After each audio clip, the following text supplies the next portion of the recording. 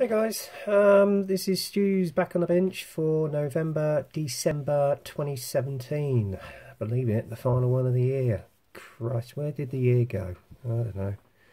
But it's been a good one anyway, and later on this month I'll be doing a video on my builds of the year, so look out for that one, guys. Anyway, first off, the thing I want to talk about is my rather long neglected project for the Warren Blanche Tribute Buddy build. Now, obviously with the other group builds which I've just completed, I obviously got entranced into the Tiger One 75th anniversary group build, and unfortunately this little baby has been neglected, and as you can see, it hasn't really got any further since my last update on it. And also I want to announce that due to that, and that for that very reason, I'm basically going to extend the buddy build until the 1st of October next year. Reason being is I've only actually seen one completed build other than mine. Well, I say one completed build on the buddy build, and that's Mr. Frankie Day's Canberra, which he did a superb job. So I want to take my hats off to you on that one, Frankie, and job well done, bud. So awesome, and thank you for taking part. It's an honour, and I'm hoping there's going to be a few more people who will jump on board. I know Ian Porton said he was going to do one. That's UK Scale Modeler, but obviously he's been heavily involved with his interwar group build. So some fantastic builds on that, Ian, as well. And I loved your little Russian fighter, by the way. So as soon as I've got the other group builds which I've got planned for the new year out the way, including the one I've only just started because I've had very little time on the workbench with my heavy work schedule leading up to Christmas, because obviously I work in retail, so I've had less and less time on the workbench. In fact, today's only been the first day I've actually managed to get something done, because it's just been exhausting. So there you go. So rest assured, once I've got all my group builds out the way, I'm going to crack on with this baby and get her finished, hopefully before the 1st of October next year. So that's that out the way. I'm just going to put it in a safe place, so bear with me.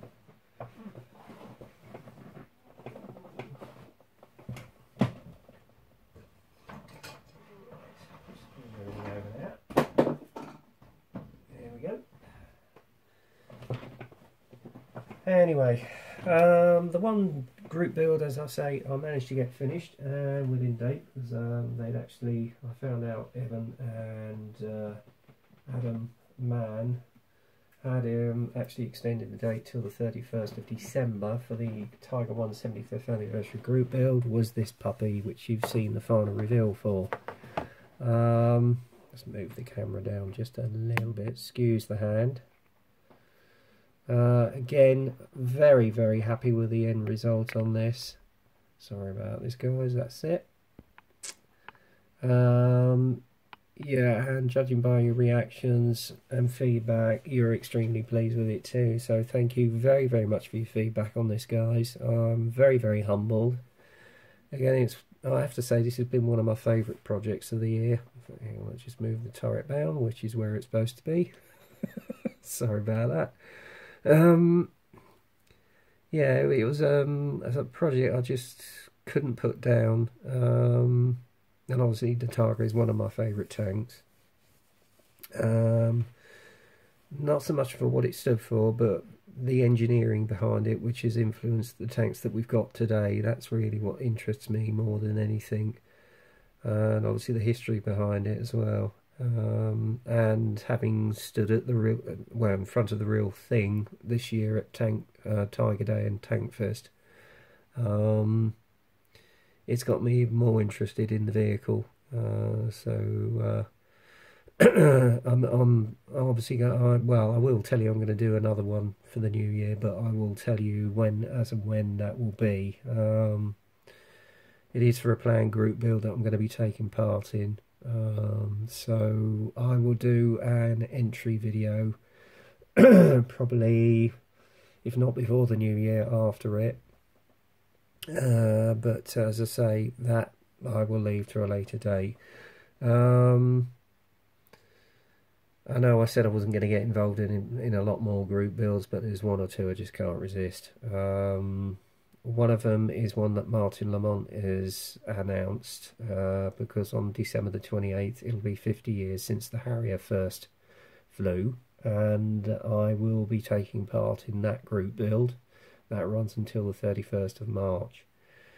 And presently I am occupied with Shane Smythe's and Adam Mann's Thunderbolt Sherman group build, and I've started on the Fury Sherman literally last week, but as I say, I've had not much time to get on the workbench, December being the busiest month for me really. So I've got those three, and if anybody's noticed, there is also a Kursk 75th anniversary group build which I'll be taking part in, and I will, as I say, do my entry video into that in due process. So there you go. But again, fantastic build. I thoroughly enjoyed the kit. It just went together like a dream. I followed a method which was actually shown by my fellow modelling buddy Mike Cohen on how to read Dragon instructions, and that really helped me big time. So again, thank you Mike, that's brilliant. Bearing that in mind, that really eased my process on building this Tiger, and it didn't take next to no time for me to do it because my mojo was 110% on this. And what with the added figures from the Masterbox Cold Wind set here, and then the crew figures from the German winter set from Minicraft, that really added to the build. And then obviously I've got the Woodland Scenics trees, and the frame itself was only £2 in my old clearance shop, so there you go. It's surprising what you can pick up. But again, I have to say this is one of my favourite builds of the year, and I will feature it in my builds of the year, so look out for that one. So there you go. Now in terms of builds, as I say, I've not really got much done.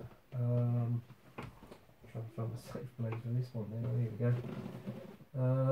There we are. Well, the sub, that is now in primer. As you can see here, she's in primer, ready for the base coats, and I'm going to be painting this as the U-96. And if anybody recognises that number, yes, it is the submarine that was featured on the film Das Boot, and it was based on an actual sub crew. So I've done my research on that, and there was a U-96, and believe it or not, Revell's kit does actually feature the U-96 with a figurehead, which is so familiar to the film. It is a superb little kit to build. Yes, I had an issue in regard to, if I show you, this little strut here. I had to scratch build that basically, because when I actually got the original kit, sorry for the shaky hands, that, believe it or not, was broken on the kit. And obviously I was, you know, the Carpet Monster got these two frames here, which is where the antenna was, are on. And I had to order in a donor kit because I could have ordered it directly from Revell themselves, but to be honest with you guys, it was going to take 6 to 8 weeks, and I just want to get this build completed. So I thought, well, I'm going to put caution to the wind, buy another one, use the parts off that, and I did so. And when I opened the box, looked inside, I thought, great, I can have a nice little rotograph with the frame there, and lo and behold, I had the same problem again. So whether it was a faulty batch that Revell did, I don't know, but guys, I know you got people checking your kits. Please, please check them again. Okay. Well, I have to say, getting all this assembled on the back was extremely fiddly, but I did it. And I was to say, I got the replacement frame on there, so that was good news. And there's one added addition I actually did to this kit. Got a couple of bits of sprue, and I actually formed the sonar radar right here. So I did a little bit of scratch built detail to it, but I have to say, I mean, for the size of it, I know it's 1/350th and it's tiny, the detail on it is exquisite. And I'll get the base coats done possibly this Wednesday because I think I'm off. And then the next thing will be to clear coat it, decal it, put a wash on it, and then weather it, and then put the matte coat on it, and hopefully I'll get this finished before the year's out, because I want to get this completed, and I know we've only got what, 2.5 weeks or 3 weeks of the old year left now, so I'm hoping to get this finished before then, but we'll see. Now, as regards my entry into the Thunderbolt Sherman Group build, I'm sorry Shane, sorry Adam, I haven't got very far guys.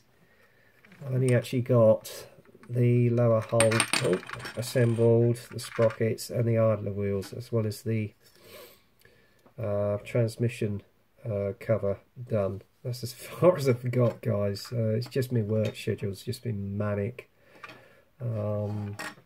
So I'm hoping to get a little bit more done in the week, dependent on my work schedule, if I've got the energy, because I must admit the hours have been quite exhausting, and I know they're a little bit pushed at work, so I might have to get some overtime in, but bear with me, I will get this done. If it's before or after the due date, well, so much the better, but if it's after, then it's after guys. But you know, I promised everybody I was going to do this Fury Sherman, and I am, and I've got the figures to go with it as well. Now, the only thing that was a problem was the tracks. To put them together, 1 or 2 or 3 or 4, it's fine, but as soon as you got a group of them together, they just kept falling apart. Now, I thought maybe it was something I was doing wrong, but it wasn't, and I tried again and I lost my patience with them, and I thought to myself, you're just fighting a losing battle here. Now, it's been suggested to me to get some a certain glue to glue them all together, but to be honest with you, I lost my patience, and so what I decided to do was to get some Spade Ace tracks. So I'm going to have my first go at those. It comes with the little metal tracks, and you've got your wire in there as well. So I'm going to have a crack at them nearer the time. I was suggested to buy a modeler at a model show over a year ago to get some of these, because they do every single tank track, even for the most obscure vehicles, and they're not half as expensive as the Thrall tracks. So I'm going to have a go at them and see how we get on. So there you go. So basically that's with regards where I'm at with my builds. Now, yeah, I did get some extras in. One I've been after for the best part of the year, and it's in honour of a Formula 1 driver who I admire greatly. I wasn't a fan of his when he was alive,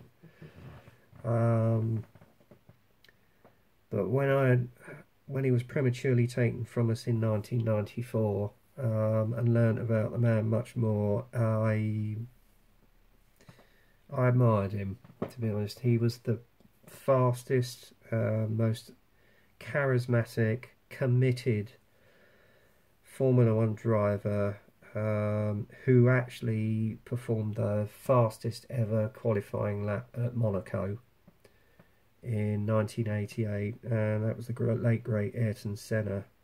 Now, in a couple of years' time, it's going to be 25 years since his passing, and this car I've been after, as I say, for the best part of the year. I bought a little figure to go with it to sit in the cockpit, and it is Fujimi's Williams FW16 San Marino Grand Prix 1994. My plan is to do a little vignette with the car on the starting grid with him sitting in there just before the race. I do believe that had he not been taken from us, he would have gained his 4th world crown that year. And I know he was battling with the car, but his ability with the car, because it was having a lot of problems, because obviously they'd taken the active suspension away, etc. But he got that car on pole, not once, not twice, but 3 times. And I believe that had the accident not happened, he would have won that race and would have gone on to get his 4th world crown. And it would have been an interesting battle between him and Schumacher that year, but it wasn't to be. But it's a beautiful looking car. I have got some aftermarket sponsor decals with Rothmans on this, and as I say, I've got a figure to go with it as well. So I'm very much looking forward to doing the build on that. And I shall do it as a tribute to Ayrton. I've got another car kit in actually, because I saw Kenny's video on the Ford Starliner, and yeah, it is a lovely car, and I've often really wanted to do a muscle car. I did have this one in before, but I've got it in again. It is Revell's 68 Dodge Charger. In fact, hang on, let's just move the camera up a bit. There we go, guys. Oh, hang on. Sorry about that. I'm trying to steady the camera, but it's playing tricks on me again. Yeah, it's the 68 Dodge Charger RT. Now, I've had a look at the kit. It's a lovely kit, and it's just pure muscle, especially with that V8 engine in it. And if anybody can remember that car chase in the film Bullet, wow. It just looks so sleek. It really does. And I just love this grille across the front here. It just oozes power. So I'm going to model this as the Charger that was featured in the film Bullet. So here you go. Anyway, my normal armoured vehicles. I've got another one in. I did have the Italeri kit, but I've got the better one. It's this one, which is the Opel Blitz 4.5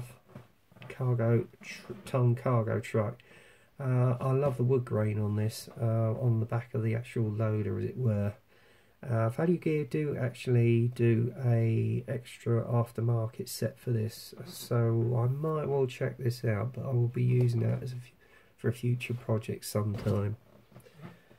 Another one I got in is the Hobby Boss German Panzer Kampfwagen 38T Aus B. I may well sort of feature this as a vehicle which Otto Carius actually first drove in when he was a driver and started out in the Armoured Corps in his tank career. So, which I have read about, but I've just got to do some research on what the actual pennant numbers are and the markings on it. So that's a project for the future. Another kit which I've been waiting for Tamiya to re-release, and I've already got the is it Cal's Shot version in AFV Club's kit, is this one, because I think this is going to go very well with my Chieftain I built, what, 2-3 years ago. It's one that Tamiya just recently re-released, and I'm glad they have, in 1/35th. It's the British Army Centurion Mark III. Again, I might get some aftermarket storage sets for this. The vehicle comes as one of two, which were both used in Korea. It did come into service at the end of the Second World War, but not to the effect that it was going to make any difference for the outcome of it. So it's one I've been aching to get, and I'm glad I got it. Another one I saw, because I had the original kit some time ago, but I had to sell it on. This is the one to me I've had out for a while. Again, it's the Famo. This one doesn't come with the engine detail on it, though. It's a little bit more basic. All the same, it looks a good kit, and I am looking forward to getting it built, because I've actually got a Dragon Flak 88 gun to go with this. And it does say on the back side here that you can actually get the thing linked up, and that would make a lovely idea for a vignette. And I've even got the crew that's sitting in it as well from Masterbox. And also with that, I got another good deal is this one. It's the multi-air half-track version of the Opel Blitz. The only thing is they've got magic tracks in it, but to be honest with you, I don't think there's enough. So I may well sort out some Spade Age tracks again and do those. No, give it a little bit more sense of a natural sag. Yeah, I'm going to have to check this out when I get around to building it, I think, but it will look really nice. In fact, I might well do this sort of scene for the diorama, so there you go. This is another kit I hadn't, well, it's one of the first ones I've got on there, and I'm really after their Scamel.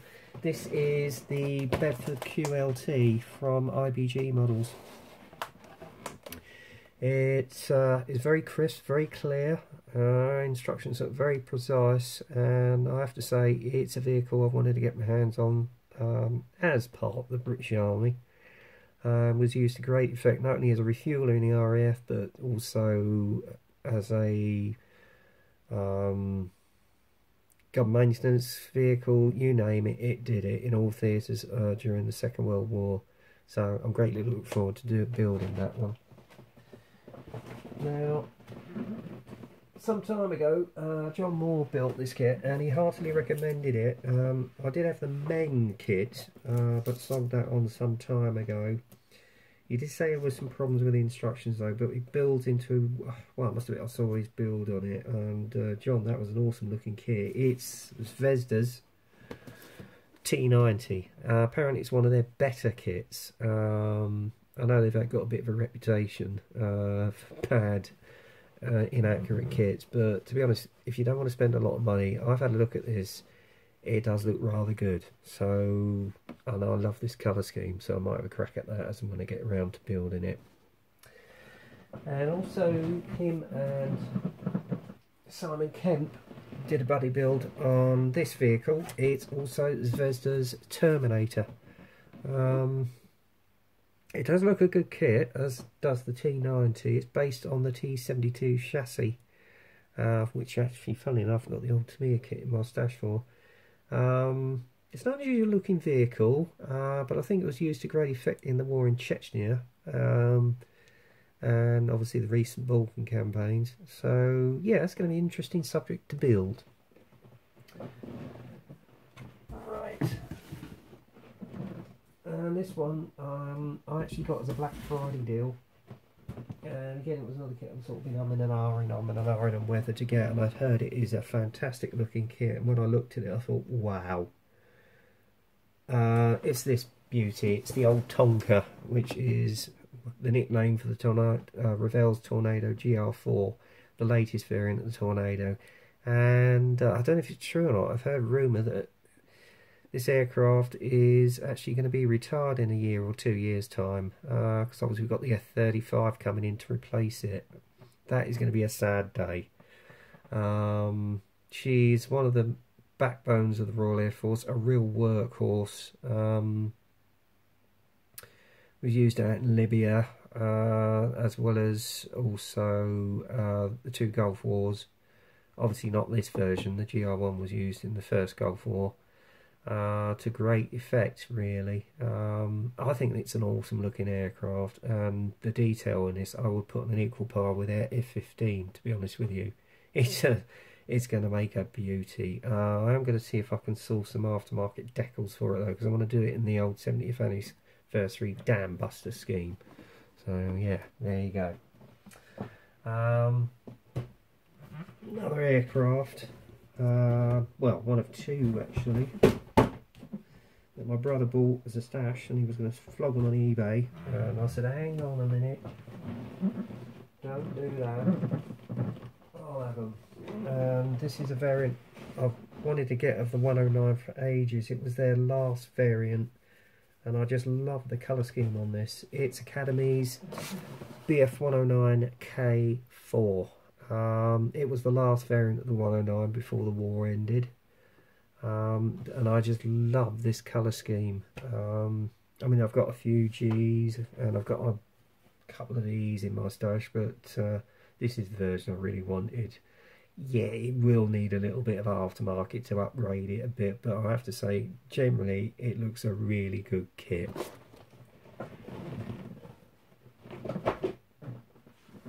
And this was the other one, an old classic of the Air Forces. In fact, it was the world's first supersonic fighter in the Royal Air Force inventory, and that is the Airfix Lightning F1 F1A.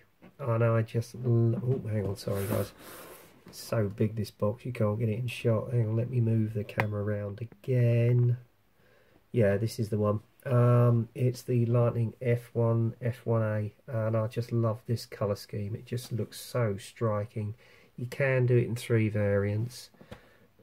Kit is a little bit basic, but with some aftermarket you can upgrade it, and I might have a go at trying to do some AK metal effects, so this could be quite an interesting project to do. I know Warren Blanche did it and it looks super. I think it's the old Firebirds display team that was on call for 1 year at Farnborough, so yeah, it does look an awesome kit. And another classic fighter,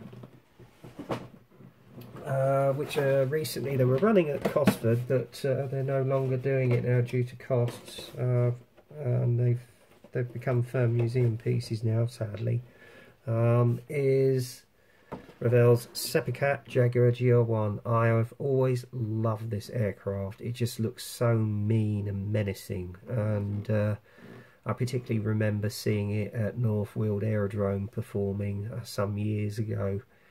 Awesome aircraft, it really was, especially with that reheat coming from those Rolls-Royce Avons at the back. With it, you know, it's virtually the same engine as the Hawk, but it had the old afterburner on it. But yeah, and I got it a very good deal, and I love the shark's teeth on this as well. So I'll either do it as that, an early 70s version, or possibly a Gulf Warbird, but we'll see. And ultimately, this is one I saw, and I thought it was quite a novel little aircraft. It's ICM Spitfire Mark 9C beer delivery. I've just had a quick look at it. The detail in it does look extremely good, and what they used to do is actually go around during Normandy supplying the old troops with the beers and just dropping them on the old beer kegs there. Pity you don't drop a few my way, but there you go. But yeah, it's a variant of the Mark 9 I've wanted to get hold of. When I announced it, I thought, oh, I've got to get one of these, and I got it at a very, very cheap rate, really, and it's for what you pay for it. It's very excellent value for money. There you go. And finally, this one was up on eBay. It's an aircraft that British Airways are going to retire next year. It's an icon of the skies. It's the old 747, and a guy was selling this old kit on eBay, and I got it for about, what, I think it was about 15 quid, because the old Jumbo's retiring next year, and I thought what fitting a tribute would be to build it as it was when it first entered service with the then BOAC. I've got some aftermarket for the engines on it, and exterior surfaces, but I'm going to see if I can order the decals from 26 Decals, because unfortunately, because obviously of the date of this kit, you can see by the state of the box, it's a very old kit. I am going to get some aftermarket decals from that to build it and make it look more representable, because the decals on this are shot. So there you go, but it's an icon of the skies, and I did build it some years ago. It does come up quite a big kit for 1/144, but it's a classic, and I just love this colour scheme. It just looks so graceful. Even with the VC10, it just looks so graceful with the lines on it. So there you go. So guys, that's it for this month and for this year as regards Stu's back on the bench. As I say, I will, well, I'm hoping to get the U-boat done before the year's out. It's dependent on my work schedule, and then I'll get cracking on the Thunderbolt Sherman Group build as well, and I'll give you a further update as and when. Anyway, that's it for now, guys. So until the next time, get kit crazy, happy modelling, and I'll speak to you soon.